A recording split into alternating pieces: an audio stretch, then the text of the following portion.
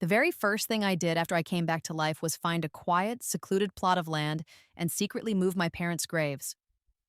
Once their real resting place was secure, I returned to the original site, replaced their ashes with those of a stray dog I'd found, and for good measure, I emptied a bucket of filth over the freshly turned earth of the new, false grave. It was a vile act, I know, but it was necessary. I did it because in my previous life, my girlfriend's old flame, a man named Julian, had insisted on coming with her to pay respects to my parents. From that day forward, my life had unraveled into a string of inexplicable bad luck, while everything for him seemed to fall perfectly into place. It was almost immediate.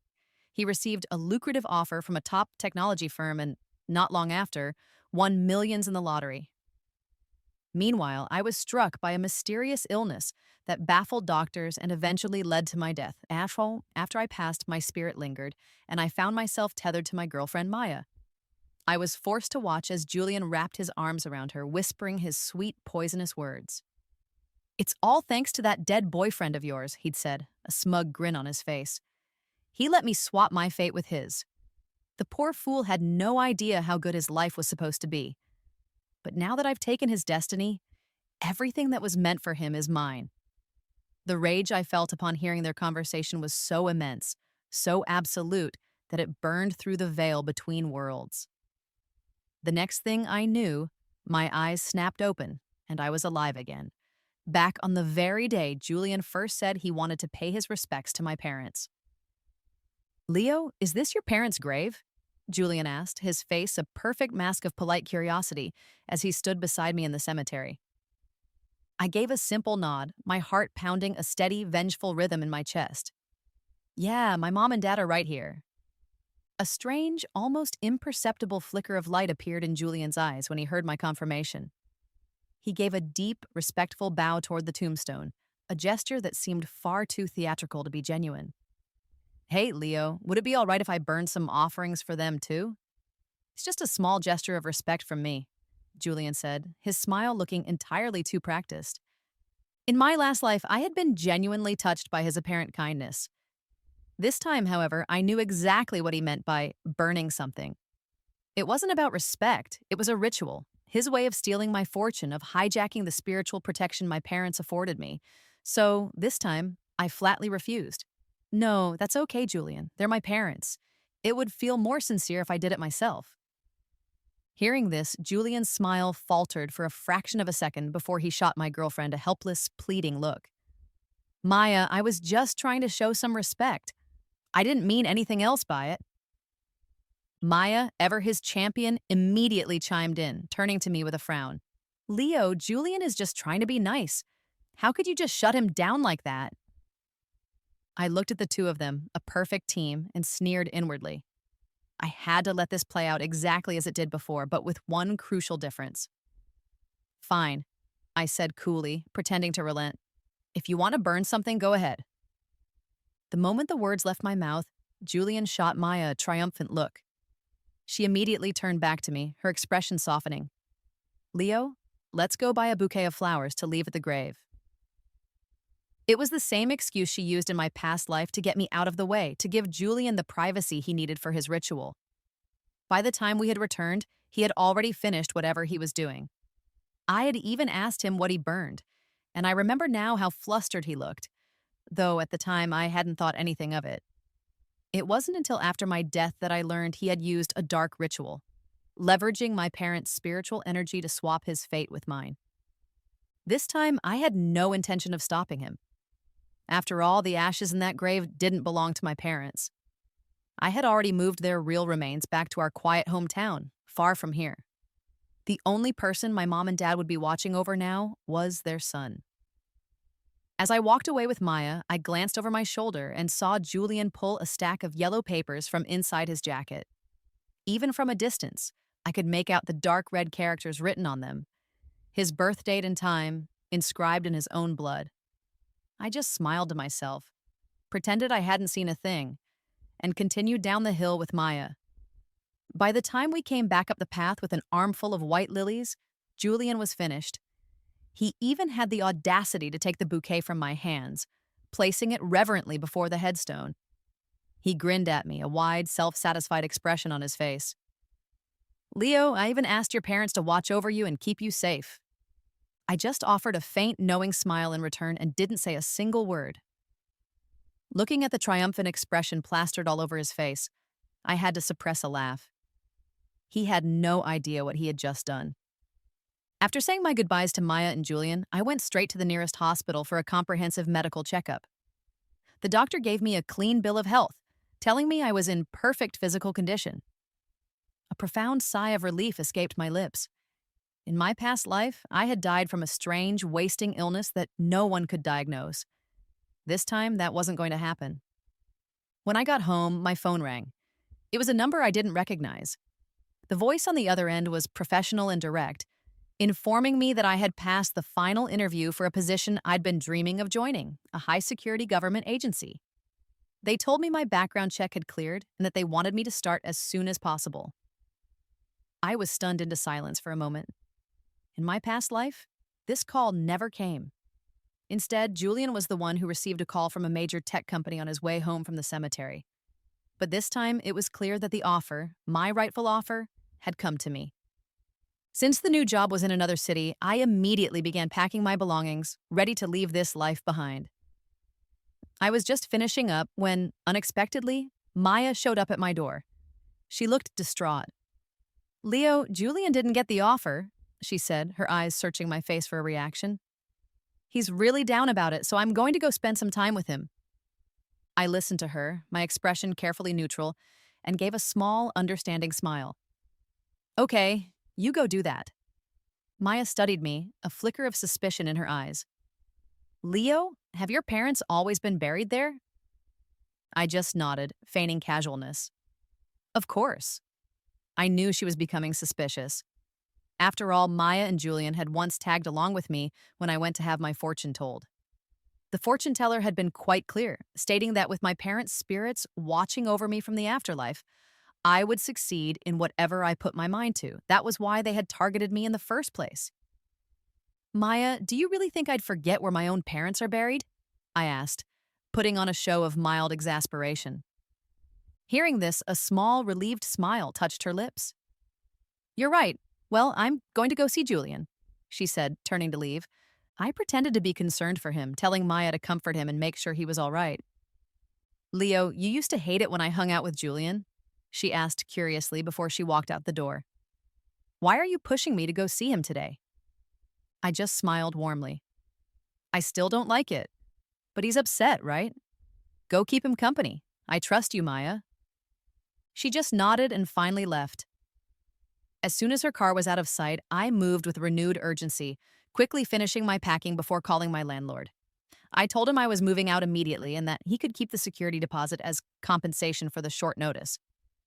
After that, I booked a ticket for the next flight out of the city and rushed to the airport. I didn't feel a true sense of safety until I was through the security checkpoint, my boarding pass in hand. I finally felt like I was in the clear, free from their toxic influence. I couldn't even begin to imagine what other schemes Julian and Maya would have cooked up if I had stayed any longer. This time, I wasn't going to let them succeed.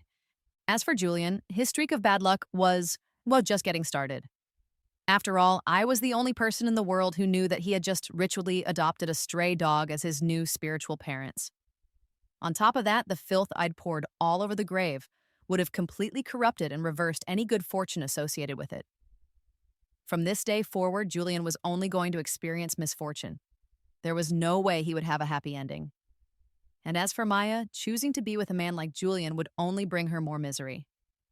Since that was the case, I was more than happy to stay as far away from them as possible. While waiting at my gate, I opened my phone and saw a new post on social media from Maya. It was a picture of her and Julian on a trip somewhere, looking incredibly intimate and happy. Seeing it sent a strange jolt through me, a ghost of a past life's pain. I had started dating Maya about a year ago. A classmate had dragged me along to see a fortune teller, and by sheer coincidence, Julian and Maya were there at the same time.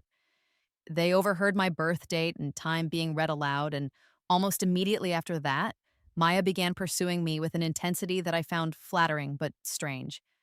I didn't understand it at first, but I later realized she wasn't after me, she was after my birth chart. To Maya, my destiny was a commodity, one that was exceptionally good and ripe for the taking. She had gotten close to me only for Julian's sake. Now, looking at the two of them together in the photo, I just smiled, turned off my phone, and waited for my flight to be called. When my plane landed in my new city, a representative from the agency was already there to pick me up. They had arranged everything for me, from transportation to housing. Because it was a high security agency, the safety protocols were top notch. I even saw several uniformed security guards patrolling the grounds when I was checking into my new apartment complex. That, more than anything, put my mind at ease. After I finished all my onboarding paperwork the next day, my new boss told me I could officially start next week and should use the next few days to get settled and explore the city. For the first time in what felt like 2 lifetimes, I finally felt relaxed. I went straight back to my new apartment, kicked off my shoes, and collapsed onto the bed. The entire day had been a whirlwind of travel and administration, and I fell into a deep sleep the second my head hit the pillow. I was somewhere in that hazy state, between sleep and consciousness, when my phone buzzed on the nightstand. It was Maya. Her voice was frantic and sharp with panic. "Leo, you need to come to the hospital." "What?" I mumbled, still groggy, before my mind fully registered who it was. "Maya, what happened?" I asked, forcing a note of concerned curiosity into my voice. "Leo, Julian and I got into a car accident. We're in the hospital right now. Can you please come?" she said, her words tumbling out in a rush. "I'm sorry, Maya, I can't," I said into the phone, my voice clear and steady now. "I got a job offer and I've already moved away." The moment I said that, Maya's panicked tone turned to rage. "Leo, what are you talking about? You didn't have a job? How can you say you found one? Besides, I just saw you yesterday. I know what this is. You're just upset because I went out with Julian." "Leo, stop being so childish and get over here right now," she roared into the phone. I just chuckled softly. "Maya, I really did get a job, and besides, I'm starting to think you care more about Julian than you do about me. So, Maya, I think we should break up." Before she could even react, I hung up. It was finally over between us. After all, they were the ones who were in for a world of bad luck now. My own good fortune was finally back where it belonged. After hanging up, I was about to go back to sleep when her number lit up my screen again. I frowned, then just turned my phone off completely. Now I could finally get some real rest. Over the next 2 weeks, I threw myself into my new role, quickly taking on more and more responsibilities. My boss was extremely pleased with my performance, and even told me that if I successfully completed the high-profile project I was currently assigned to, he would let me lead a team of my own. That, of course, was all the motivation I needed to work even harder. During that time, both Maya and Julian kept trying to call me. I couldn't be bothered to answer their calls and eventually just blocked both of their numbers. I thought blocking them would be the end of it, but they were relentless, like leeches, constantly calling me from different, unknown numbers. Every time I realized it was Maya on the other end, I would just hang up immediately without saying a word. A friend from my old city called me one day to catch up, and he told me that Julian had been having a particularly rough time lately. The car crash had done significant damage to his face, leaving him with deep scars. He was still in the hospital and would require extensive reconstructive surgery. Maya had gotten away with only a broken rib. Not only that, but my friend mentioned that Julian had apparently dragged Maya into a high-stakes, illicit gambling binge right before the crash. They had lost everything they had. Now they were both saddled with an enormous amount of debt to some very dangerous people. When my friend found out that Maya and I had broken up, he was audibly relieved for me. "Leo, you have no idea," he said. "They got into the crash because they were arguing right after losing all that money, and now they're hitting up everyone they know for cash. Leo, if Maya comes begging you for money, don't you dare give in. When she was with you, she was still hanging out with Julian every single day. You couldn't even tell who her real boyfriend was." I listened to my friend and laughed. "I know." Then I hung up. I had thought it would take longer for Julian's bad luck to truly kick in, but I never expected it to be so immediate and so catastrophic. In my last life, he and Maya had left my parents' grave and immediately took off on a celebratory trip. At the time, Maya had told me they were celebrating Julian getting the job offer from that big tech company. It turns out they were actually going to gamble together. Julian must have thought his newfound luck was unbeatable, so he went all in, not knowing that this time I had already rewritten both of our fates. Hearing the news about their downfall from my friend only made me happier. Their troubles were just beginning. The next morning, I woke up to another call from an unknown number. It was Maya. This time, she sounded even more desperate than before. "Leo, please come back. I really need you."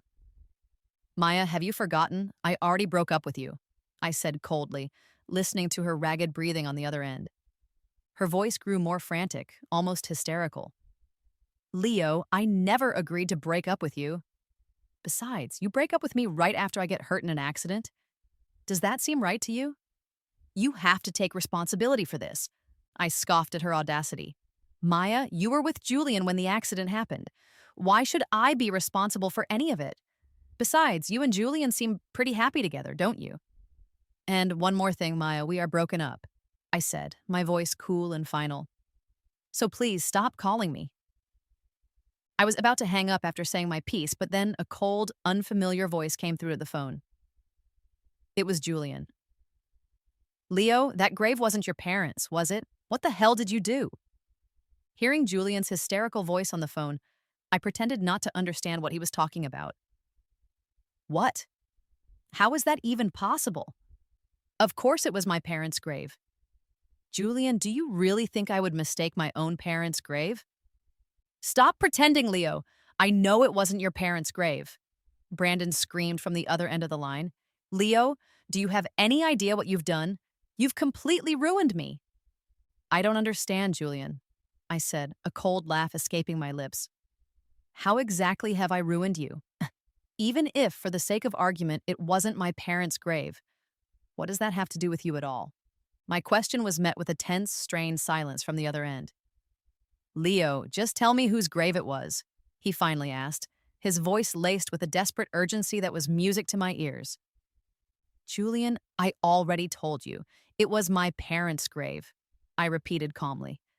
I didn't know exactly why Julian was so desperate, but it was obvious that something was seriously, fundamentally wrong on his end. He clearly wanted to say more, but I was done talking to him. I just hung up the phone and got back to work.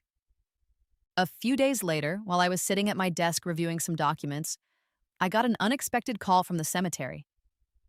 "Mr. Hayes, I'm calling to inform you that your parents' grave was desecrated last night." I paused for a second when I heard the news, feigning shock. "What happened?" "Last night, someone smashed the headstone to pieces and even stole the urn from inside," the manager explained. I knew immediately that it had to have been Julian and Maya. He must have realized something was terribly wrong. After all, not only was I perfectly fine, but my life was getting better and better by the day. Meanwhile, he and Maya had been cursed with an unending streak of bad luck from the moment he performed his ritual. So, the two of them must have put the pieces together and gone back to investigate. The cemetery manager said they had already filed a report with the police and would continue to investigate the matter. They also offered me a significant amount of money as compensation, hoping that I wouldn't pursue the matter further or cause a public fuss. I happily accepted their offer. After hanging up with the cemetery, I went back to my work, unbothered. I wasn't surprised at all when Maya called me, frantic, first thing the next morning. "Leo, that wasn't your parents' grave," she yelled into the phone. "Those weren't even human ashes inside." Hearing her words, I couldn't help but laugh out loud. "Chloe, does it really matter if it was my parents' grave or not?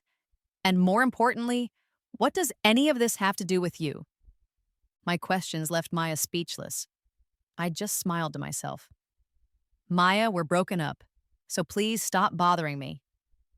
I was about to hang up, but then Julian's almost hysterical voice came through the phone. "Leo, you tell me where your parents' real grave is right now." "And what does that have to do with you?" I sneered. "I already told you that was their grave, but you didn't believe me." I knew their bad luck was just getting started. By this point, they were probably on the verge of a complete psychological breakdown. Hearing my words, Julian said desperately, "Leo, you know something, don't you? You have to—" "What could I possibly know?" I asked, feigning innocent curiosity. "You have to know something. You did something to your parents' grave to make me end up like this." he shouted, his voice cracking with anger and fear. I just chuckled. Julian, that's just superstition. Besides, why would I ever do something like that? I hung up, feeling a deep wave of satisfaction wash over me. I knew they must be in a world of trouble now. Sure enough, a few days later, my old friend called again to fill me in on the latest drama. He said that Maya and Julian were drowning in debt, and the loan sharks they owed money to were now hunting them down relentlessly. Men in dark suits were staking out Maya's office every day, waiting for her to show up. Because of the whole messy situation, Maya had been fired from her job.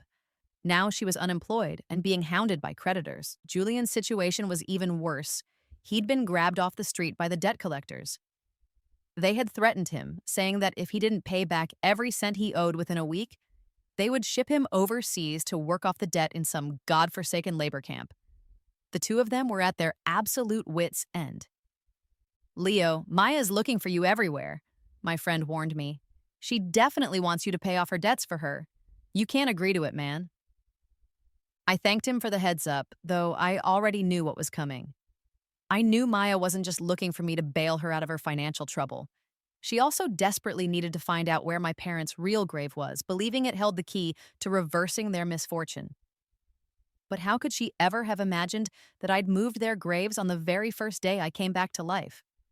I had even poured filth over the fake grave, a final, definitive act just to make sure Julian's luck not only disappeared but turned poisonously sour. I had even done my research beforehand. I knew that specific act of desecration was the most effective way to make a fortune-stealing curse backfire on the caster. And isn't that exactly what had happened? Julian had unwittingly adopted a dead dog as his new spiritual parents. And on top of that, he was cursed with the worst kind of bad luck imaginable. This was just the beginning of his misery. After hanging up, I was about to get back to work when I got a call from the security desk in the lobby of my building. They told me that a man and a woman were there to see me. They described them as seeming very agitated and desperate to meet with me. Since I worked in a highly secure government facility, unauthorized visitors couldn't come inside. I walked down to the main entrance and saw Maya and Julian standing just outside the glass doors. The second they saw me, they rushed towards the entrance, their faces masks of desperation and rage. Leo, do you have any idea what you've done? You've ruined us, Julian yelled before I could even say a single word, his voice echoing in the large, sterile lobby. I just looked at them coldly, unmoved by his outburst. How have I ruined you? I asked calmly. Julian's face darkened with fury. Leo, it had to be you. You pulled some kind of trick, some kind of magic. Leo, do you realize that all my bad luck these past few days is because of you? How could you be so vicious? All I wanted was to borrow a little bit of your parents' good fortune. Why did you have to do this to me? He screamed, his voice raw and hysterical. Hearing his words, I couldn't help but laugh in disgust.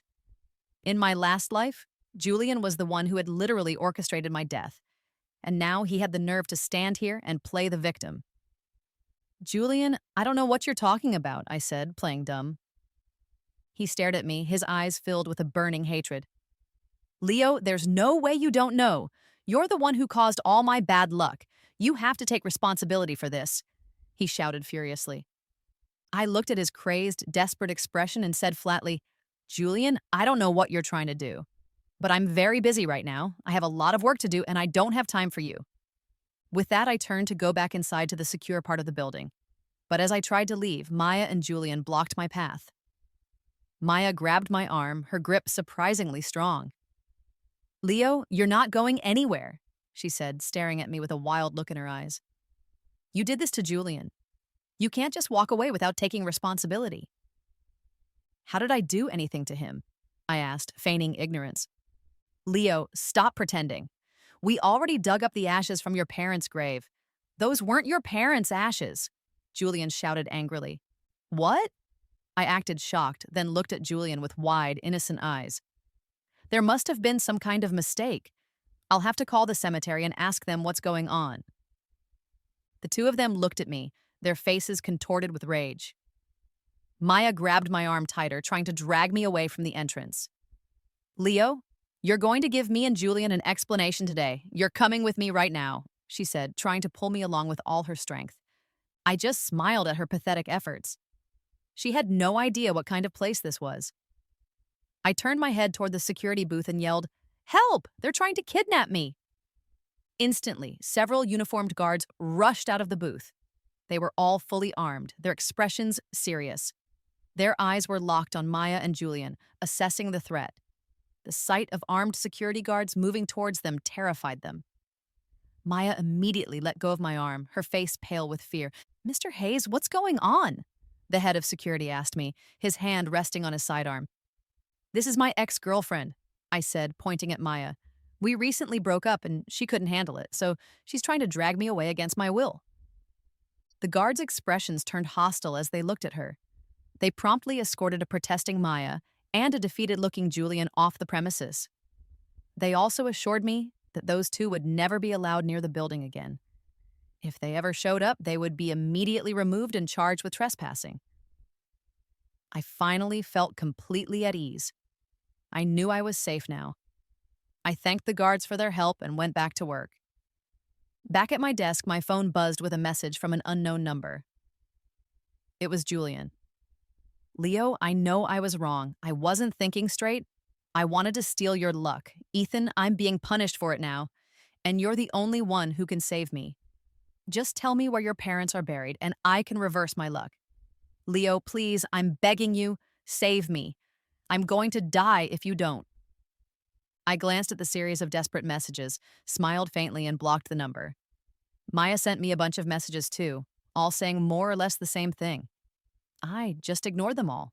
I sent her one final message telling her I had no idea how my parents' grave got swapped and that I couldn't help her now. I also asked her to stop bothering me. Then I blocked her number as well. After that, I focused completely on my work. Things went smoothly and I finished my project well ahead of schedule. My boss was incredibly impressed and, true to his word, put me in charge of my own project team. Then, one day, I got another call from the cemetery. "Mr. Hayes, we've filed a police report and they've caught the person who robbed your parents' grave." The manager told me the thief was Maya. I wasn't surprised. Julian, cursed with his terrible luck, wouldn't have dared to go himself, so it had to have been her. I just told the manager that the matter needed to be handled seriously and by the book. As for the rest of it, I no longer cared. The cemetery assured me they would pursue the case to the fullest extent of the law. A few days later, the police called me. They told me that Maya had confessed to the crime but wanted to see me one last time before her sentencing. I agreed to go. When I arrived at the detention center and saw Maya behind the glass, she looked like a completely different person from just a few days ago. Her hair was a matted mess, and all traces of her former beauty were gone, replaced by a haggard, desperate look. She stared at me, her eyes filled with a chilling venom. "Leo, do you know that you're the one who destroyed Julian?" she hissed. "All Julian wanted was to change his luck. Why couldn't you just let him have it? Those loan sharks took him away. Who knows what's going to happen to him now? Leo, this is all your fault." Listening to her furious, misplaced accusations, I just smiled. "Maya, is this why you wanted to see me? To tell me this? If that's the case, then I have nothing more to say to you." I looked at her, my expression cold. "As for you, for desecrating a grave, you're looking at least 3 years in prison." Her face turned pale with rage. "Leo, because of you, Julian was taken away.